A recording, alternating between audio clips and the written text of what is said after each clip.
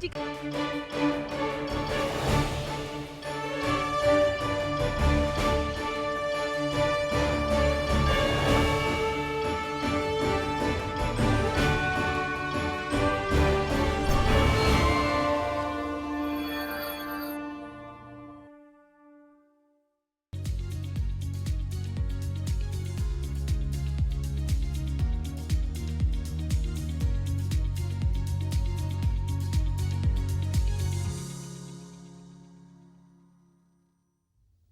Halo pemirsa, selamat pagi. Apa kabar pemirsa dimanapun Anda berada, berjumpa kembali dalam program TVR 09 bersama saya Zia Ulbar dan juga rekan saya. Saya Rina Reski, dalam 30 menit ke depan kami akan sajikan kepada Anda sejumlah berita nasional, khususnya dari sudut pandang DPR RI sebagai referensi Anda dalam memahami dinamika politik, hukum, ekonomi, sosial, dan juga budaya di Indonesia. Dan pemirsa, inilah TVR 09 selengkapnya.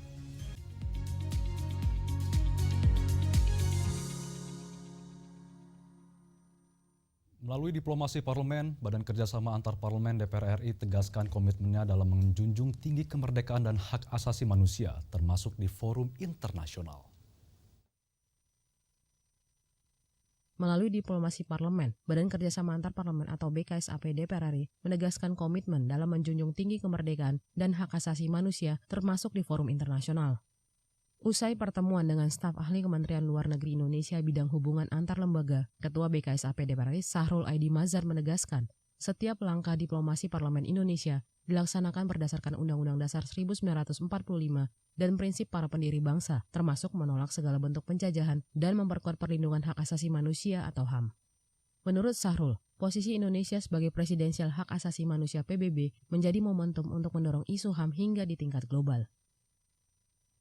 Ya, kita konsisten ya bahwasanya tentu acuan yang digunakan oleh BKSAP adalah Undang-Undang Dasar kita dan sikap-sikap para founding father dan presiden-presiden kita tentang bagaimana kita menjunjung tinggi kemerdekaan, menolak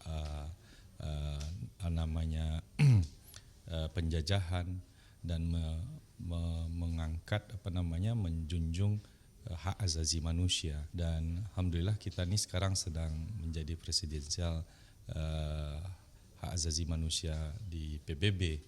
Nah, ini momentum bagi Indonesia untuk membawa moral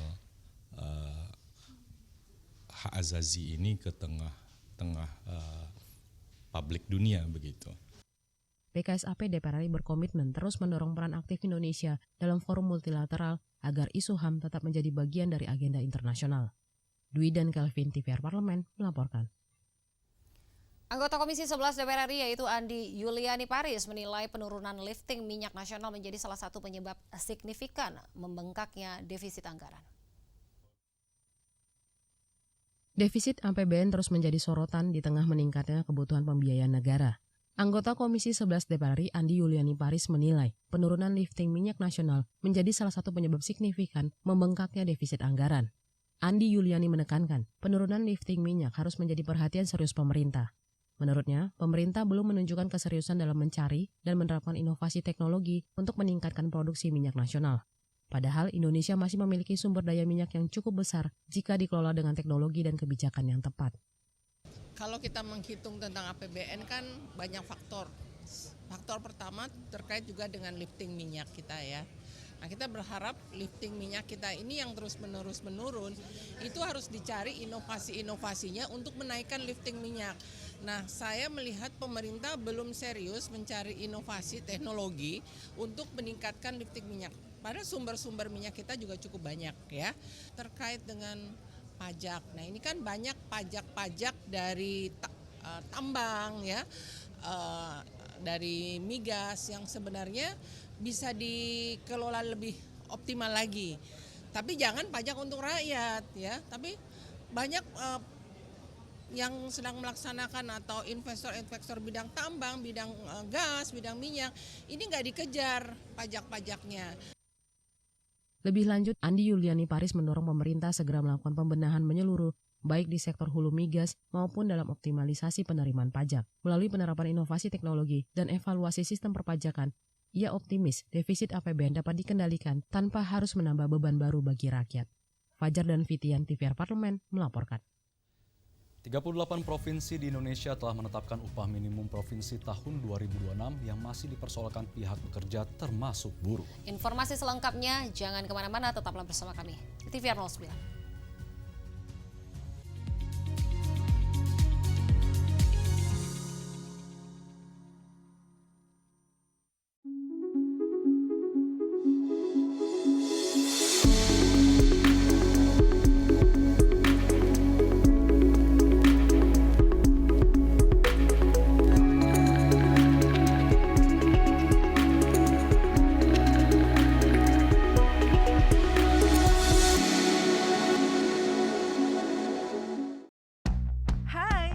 Sekarang, kamu bisa menyaksikan program-program TVR Parlemen di First Media, channel 18 ya. Selamat datang di Biro Pemberitaan Parlemen.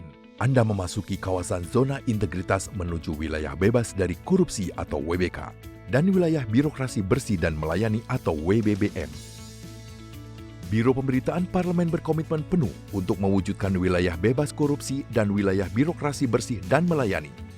Komitmen kami, pejabat dan jajaran memiliki komitmen tinggi untuk mewujudkan WBK dan WBBM melalui reformasi birokrasi, khususnya dalam hal pencegahan korupsi dan peningkatan kualitas pelayanan publik. Kedua, bebas dari korupsi dengan terwujudnya wilayah bebas korupsi atau WBK, yang artinya bebas dari KKN, gratifikasi dan dari segala bentuk pungutan liar atau pungli. Terakhir, pelayanan prima dengan terwujudnya wilayah birokrasi bersih melayani, yaitu dengan meningkatnya kualitas pelayanan publik dan tercapainya kepuasan masyarakat terhadap pelayanan.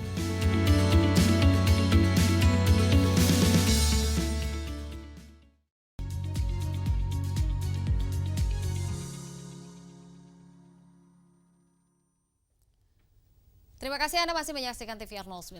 Pemirsa, anggota Komisi 9 DPR RI desak pemerintah pusat untuk segera membenahi mekanisme sistem pengupahan demi keadilan dan kesejahteraan pekerja serta keberlangsungan sektor industri. 38 provinsi di Indonesia telah menetapkan upah minimum provinsi atau UMP tahun 2026.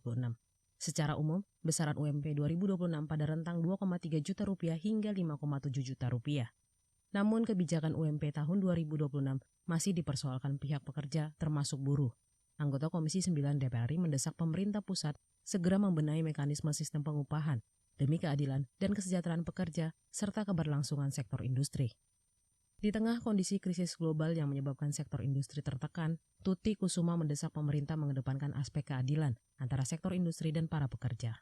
Aspirasi tentang kebijakan UMP 2026 yang dianggap para pekerja belum memperhatikan kesejahteraan harus menjadi perhatian Kementerian Ketenagakerjaan. Di sisi lain, subsidi terhadap sektor industri juga masih diperlukan agar sektor industri di daerah tetap berjalan dan mampu memberikan mekanisme upah yang layak kepada pekerja.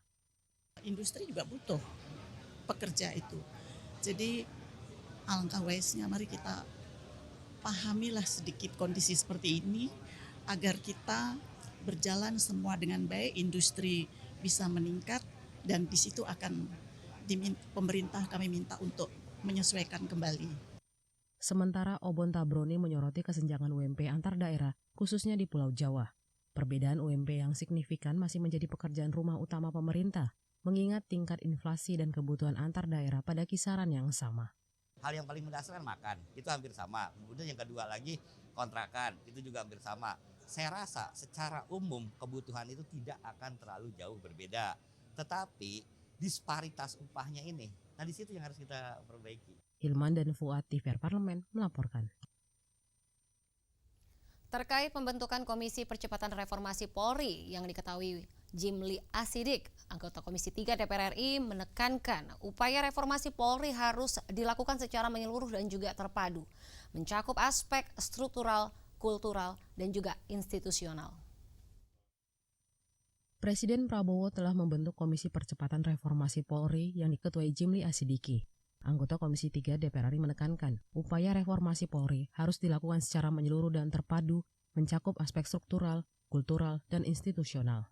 Menurut Sudeson Tandra, reformasi Polri harus menyentuh seluruh sendi organisasi kepolisian, baik kelembagaan, budaya atau etos kerja, dan pola rekrutmen personil seiring meningkatnya tuntutan masyarakat terhadap profesionalisme, transparansi, dan perlindungan HAM dalam penegakan hukum oleh aparat kepolisian. Komisi 3 DPR RI telah membentuk panja untuk memastikan reformasi Polri tetap berpihak pada kepentingan masyarakat, terutama masyarakat kecil. Jadi reformasi yang kita harapkan itu adalah reformasi menyeluruh, tidak reformasi yang sektoral, reformasi yang segmental, ya. Jadi keseluruhannya, baik itu reformasi institusinya, reformasi kebudayaannya, kulturalnya, reformasi rekrutmennya dan sebagainya, supaya ini kemudian dapat menampilkan citra Polri yang seutuhnya. Bahwa Polri itu adalah pelindung masyarakat. Polri itu adalah penjaga keamanan dan ketertiban, dan Polri itu adalah penegak hukum yang humanis, yang menghargai hak asasi manusia, dan yang melayani masyarakat. Nah, kira-kira begitu. Terkait peraturan kepolisian tentang penugasan anggota Polri di luar struktur organisasi kepolisian, Sudeson Tandra menilai peraturan tersebut menjadi kepastian hukum menyusul adanya putusan Mahkamah Konstitusi, mengingat selama ini pelaksanaan tugas kepolisian di sejumlah sektor belum memiliki payung hukum yang jelas. Adila dan Teguh, TVR Parlemen, melaporkan. Pemerintah diminta memberi perhatian khusus terhadap ancaman bertambahnya PHK massal khususnya di sektor industri, seiring terjadinya kenaikan UMP di tengah situasi ekonomi yang tidak menentu. Rata-rata kenaikan upah minimum provinsi atau UMP tahun 2026 berkisar 5-7%. Meski UMP mengalami peningkatan, gelombang protes pekerja tetap muncul. Pemerintah diminta memberi perhatian khusus terhadap ancaman bertambahnya PHK massal, khususnya sektor industri, seiring terjadinya kenaikan UMP di tengah situasi ekonomi yang tidak menentu. Anggota Komisi 9 DPR RI Irma Suryani mengatakan, pemerintah memang sudah melakukan berbagai upaya untuk menjaga keseimbangan antara kepentingan pekerja dan pengusaha dalam penetapan UMP. Pemerintah diimbau mampu menjembatani dialog yang kondusif dan efektif untuk membangun kesamaan persepsi antara perusahaan dan pekerja terkait kondisi perekonomian global yang mempengaruhi kondisi di dalam negeri. Dengan begitu, kebijakan-kebijakan yang telah diambil tidak menimbulkan konflik industrial dan tetap mampu melindungi pekerja dari ancaman PHK massal. Pemerintah dalam memfasilitasi permasalahan antara pengusaha dan buruh, ya, agar tidak terjadi lagi PHK massal. Ini juga patut menjadi pemikiran kawan-kawan buruh gitu. Karena kan kami di Komisi 9 juga tidak hanya memperhatikan pekerja, tapi memperhatikan juga orang-orang yang ter-PHK, yang harus juga menjadi perhatian pemerintah. Bagaimana agar mereka bisa kembali bekerja. Ekonomi tumbuh, kemudian insya Allah dengan begitu perbaikan kesejahteraan buruh juga bisa ditingkatkan. Irma Suryani juga meminta pekerja yang terdampak PHK mendapat perhatian serius dari pemerintah agar bisa kembali bekerja atau memiliki kemudahan untuk berwirausaha. Hal itu diharapkan bisa melindungi kesejahteraan korban PHK dan mendukung pertumbuhan ekonomi lokal maupun nasional terus meningkat. Bella dan Fuad, TVR Parlemen, melaporkan. DPR RI memandang penetapan upah minimum provinsi 2026 sebagai persimpangan kebijakan yang syarat makna, di mana harapan buruh akan kehidupan yang lebih layak harus berjalan seiring dengan denyut nadi perekonomian nasional. Lantas seperti apa informasi selengkapnya? Untuk itu jangan kemana-mana, tetaplah di TVR 09.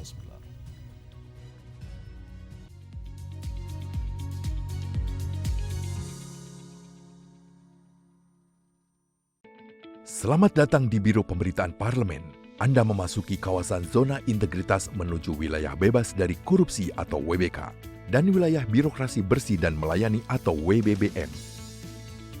Biro Pemberitaan Parlemen berkomitmen penuh untuk mewujudkan wilayah bebas korupsi dan wilayah birokrasi bersih dan melayani. Komitmen kami, pejabat dan jajaran memiliki komitmen tinggi untuk mewujudkan WBK dan WBBM melalui reformasi birokrasi, khususnya dalam hal pencegahan korupsi dan peningkatan kualitas pelayanan publik. Kedua, bebas dari korupsi dengan terwujudnya wilayah bebas korupsi atau WBK, yang artinya bebas dari KKN, gratifikasi dan dari segala bentuk pungutan liar atau pungli. Terakhir, pelayanan prima dengan terwujudnya wilayah birokrasi bersih melayani, yaitu dengan meningkatnya kualitas pelayanan publik dan tercapainya kepuasan masyarakat terhadap pelayanan.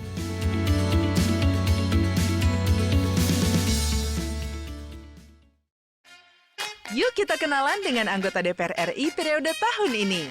dari depan kursi. Di balik kursi. Gini, di balik kursi. Aku ingin menjadi sesuatu yang mungkin bisa kau rindu. Acap kahiji, rukun sakabehna. Itulah pokok nama. Semakin penasaran kan bagaimana kiprah karir politiknya? Hanya di TVR Parlemen.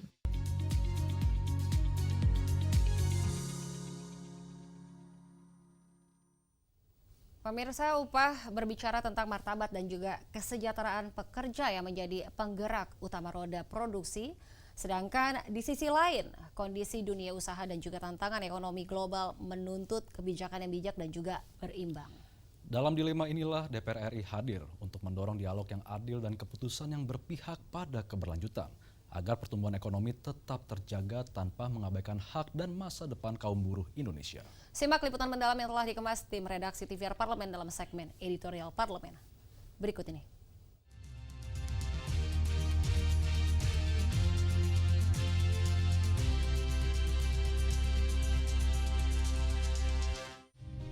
Upah minimum tiap provinsi tahun 2026 resmi ditetapkan berdasarkan Peraturan Pemerintah Nomor 49 Tahun 2025 tentang pengupahan.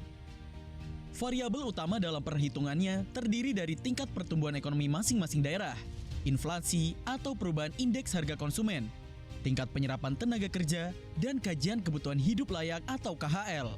Gelombang protes dari kalangan buruh menuntut revisi kebijakan UMP 2026 yang dinilai tidak adil dan belum mampu memenuhi kebutuhan hidup layak pekerja di tengah kondisi ekonomi global yang tidak menentu, serta menyisakan kekhawatiran terhadap daya beli dan kesejahteraan pekerja.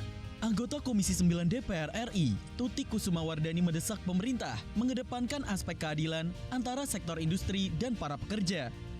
Aspirasi tentang kebijakan upah minimum tahun 2026 yang dianggap para pekerja belum memperhatikan kesejahteraan harus menjadi fokus utama Kementerian Ketenagakerjaan. Di sisi lain, subsidi terhadap sektor industri juga perlu dilakukan oleh pemerintah agar kegiatan perekonomian industri di daerah tetap berjalan dan mampu memberikan mekanisme upah yang layak kepada para pekerja. Saya hargai keinginan daripada para pekerja, pada buruh untuk kenaikan UMP ini saya sangat hargai sekali. Tapi melihat dari kondisi ekonomi sekarang, industri juga sedang mengalami kesulitan. Jadi daya dukung daripada untuk kenaikan itu juga masih berat banget. Jadi alangkah baiknya wise lah kita cari win-win solution bagaimana kita bisa berdiri sama tinggi dan duduk sama rendah bersama dengan buruh. Kita juga industri juga butuh pekerja itu. Jadi alangkah wise-nya mari kita pahamilah sedikit kondisi seperti ini agar kita berjalan semua dengan baik, industri bisa meningkat dan di situ akan pemerintah kami minta untuk menyesuaikan kembali. Anggota Komisi 9 DPR RI, Obon Tabroni, menyoroti kesenjangan upah minimum antar daerah, khususnya di Pulau Jawa. Menurutnya, perbedaan signifikan terkait upah yang terjadi antara pekerja di Jawa Tengah dan Jawa Barat masih menjadi pekerjaan rumah utama pemerintah. Padahal, inflasi maupun kebutuhan antar wilayah berada pada kisaran yang sama. Nilai memang sulit untuk menyatakan, karena kan tadi disparitasnya kan terlalu tinggi. Kalau mungkin untuk teman-teman, logikanya kan sederhana gini, saya datang ke Jawa Tengah, di wilayah industri tertentu, kontrakan dengan di Jawa Barat wilayah industri itu hampir sama biaya kontrakan. Kemudian juga bicara biaya-biaya yang lain, kita nggak usah bicara tentang transportasi bensin, itu kan pasti sama. Kita nggak usah bicara tentang kebutuhan lain. Hal yang paling mendasar makan, itu hampir sama. Kemudian yang kedua lagi kontrakan, itu juga hampir sama. Saya rasa secara umum kebutuhan itu tidak akan terlalu jauh berbeda. Tetapi disparitas upahnya ini, perbedaannya itu 2,3 dengan Bekasi yang hampir 6 juta, itu perbedaan hampir setengahnya. Nah di situ yang harus kita perbaiki. Anggota Komisi 9 DPR RI, Irma Suryani menegaskan, dalam penentuan UMP perlu diperhatikan kondisi ekonomi dan kemampuan masing-masing daerah. Namun di saat yang bersamaan, pemerintah daerah juga harus mampu memastikan kenaikan UMP tetap berpihak pada pekerja, agar buruh dapat memenuhi kebutuhan hidup di tengah naiknya harga sejumlah kebutuhan bahan pokok. Karena begini, living cost tiap daerah memang beda sih ya. Dan saya sih memang berkeinginan ada upah yang disetarakan gitu ya. Tapi memang kalau dilihat lagi dengan kemampuan daerah ya ternyata sulit juga gitu. Nah itu juga tetap kami komunikasikan dengan Pemda-Pemda agar mereka juga bisa memahami kondisi ekonomi yang saat ini ya. Sulit bagi buruh untuk bisa memenuhi kebutuhan karena memang ada beberapa bahan pokok yang naik. Nah, tetapi kan pemerintah juga sudah memberikan ya diskresi untuk adanya kenaikan. Tinggal bagaimana sekarang di kedua belah pihak ini duduk bersama, ya menyamakan visinya agar tidak ada yang dirugikan. Saya kira itu penting untuk dipahami oleh kita semua. Dialog antara pemerintah, pengusaha, dan buruh harus dikuatkan agar kebijakan UMP tidak menimbulkan konflik industrial dan tetap mendukung kondisi ketenagakerjaan yang sehat. Penetapan UMP seharusnya dapat menjaga kestabilan dunia usaha dan melindungi kesejahteraan pekerja.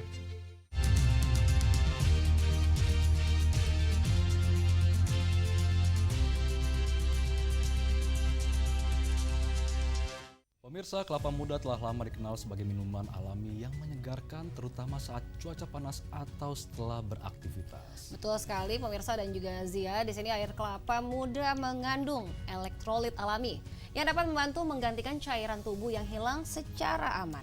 Tidak hanya menyegarkan, kelapa muda juga memiliki manfaat bagi kesehatan, mulai dari menjaga keseimbangan cairan hingga mendukung metabolisme tubuh. Informasinya akan kami hadirkan sesaat lagi, tetap di TVR 09.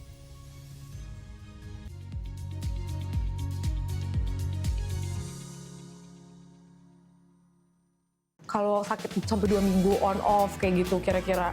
Ya kalau 2 minggu gitu sih bisa jadi karena virus. Tadi sempat periksa dulu. Oh gitu. Juga menggigil. Ya? Agak flu. Feeling lonely maksudnya. Ada juga dok yang aku baca 6 bulan batuk nggak sembuh-sembuh. Normalnya itu berapa lama sembuh? Karena nggak mungkin virus itu infeksinya 6 bulan. Semester itu ya? Semester. 1 semester udah bisa bayar SPP dulu. Iya. SPP dulu. Itu bayar SPP itu. Juga ya kalau untuk orang dewasa ya kan memang dewasa itu juga ada vaksinnya, vaksin influenza gitu. Tuh, batuk dianjurkannya 1 tahun sekali. Tahun sekali. Tempat batuk nggak? Enggak sih. Mama? Ini batuk nih banyak pelepas nih. Apa banyak tuh? tunggakan. Ya intinya lah jaga iman, jaga imun.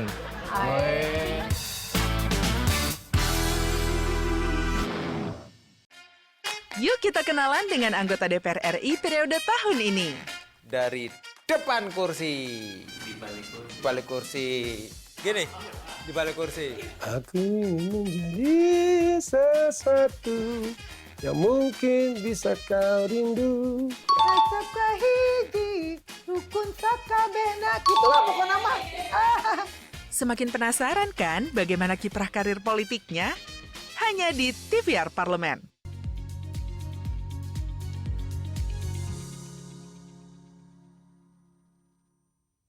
Anda kembali di TVR 09. Pemirsa, kalau kita tadi berbicara tentang air kelapa muda, tentunya di sini air kelapa muda pemirsa sebagai minuman alami. Air kelapa muda tidak mengandung bahan pengawet, serta lebih aman dikonsumsi dalam kegiatan sehari-hari.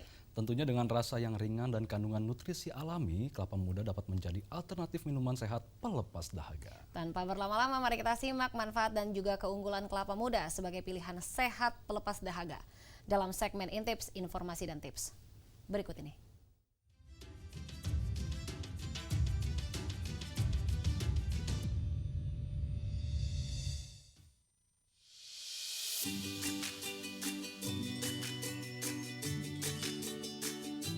Kelapa muda telah lama dikenal sebagai minuman alami yang menyegarkan dan kaya manfaat bagi tubuh.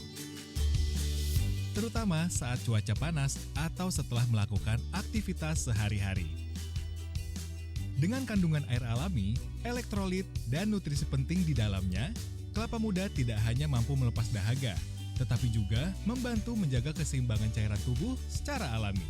Oleh karena itu, menjadikan kelapa muda sebagai pilihan minuman sehat dapat menjadi langkah sederhana namun bermanfaat untuk mendukung kesegaran dan kesehatan tubuh setiap hari. Kelapa muda dikenal sebagai minuman alami yang mampu memberikan kesegaran sekaligus manfaat kesehatan bagi tubuh, terutama saat cuaca panas atau setelah melakukan aktivitas padat. Air kelapa muda mengandung elektrolit alami seperti kalium, natrium, dan magnesium yang berperan penting dalam menjaga keseimbangan cairan tubuh serta membantu mencegah dehidrasi. Selain itu, kelapa muda juga rendah kalori dan tidak mengandung bahan tambahan buatan, sehingga aman untuk dikonsumsi secara rutin sebagai alternatif minuman manis kemasan. Kandungan vitamin dan mineral di dalamnya dapat mendukung metabolisme tubuh, membantu melancarkan pencernaan, serta memberikan rasa segar alami tanpa menimbulkan efek samping. Daging kelapa muda yang lembut juga memberikan serat alami yang baik untuk kesehatan saluran cerna, sekaligus menambah kenikmatan saat dikonsumsi. Dengan beragam manfaat tersebut, kelapa muda menjadi pilihan sehat yang tepat sebagai pelepas dahaga, baik itu untuk dikonsumsi sehari-hari maupun saat tubuh membutuhkan asupan cairan yang menyegarkan dan menyehatkan. Dengan kandungan alami yang menyegarkan dan menyehatkan, kelapa muda dapat menjadi pilihan tepat untuk memenuhi kebutuhan cairan tubuh secara alami. Menjadikan kelapa muda sebagai bagian dari pola hidup sehat dapat membantu menjaga kesegaran tubuh sekaligus mendukung kesehatan dalam jangka panjang loh. Dengan rasa alami yang ringan dan menyegarkan, kelapa muda tidak hanya melepas dahaga, tetapi juga memberikan manfaat positif bagi tubuh. Oleh karena itu, memilih kelapa muda sebagai minuman sehari-hari dapat menjadi langkah sederhana untuk menjaga kesehatan dan kebugaran tubuh.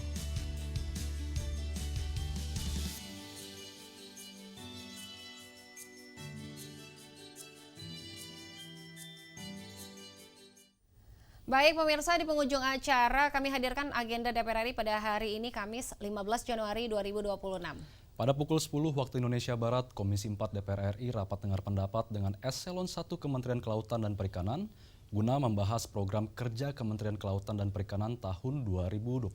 Sedangkan pukul 13 waktu Indonesia Barat, Komisi 3 DPR RI rapat kerja dan juga rapat dengar pendapat umum dengan Kepala PPATK, Ketua Dewan Komisaris OJK, serta Ketua LPSK, Kabar Reskrim Polri dan juga Ketua Paguyuban Lender Dana Syariah Indonesia. Dan sejumlah agenda serta kegiatan DPR lainnya dapat Anda akses di website kami di tvrparlemen.dpr.go.id atau melalui kanal YouTube kami di TVR Parlemen. Dan pemirsa, demikian TVR 09 edisi pagi ini. Segenap kru TVR Parlemen yang bertugas mengucapkan terima kasih telah menyaksikan TVR 09. Saya Rina Reski dan juga rekan saya. Saya Zee Ulbar, sampai jumpa di TVR 09 selanjutnya. TVR Parlemen, Referensi Indonesia.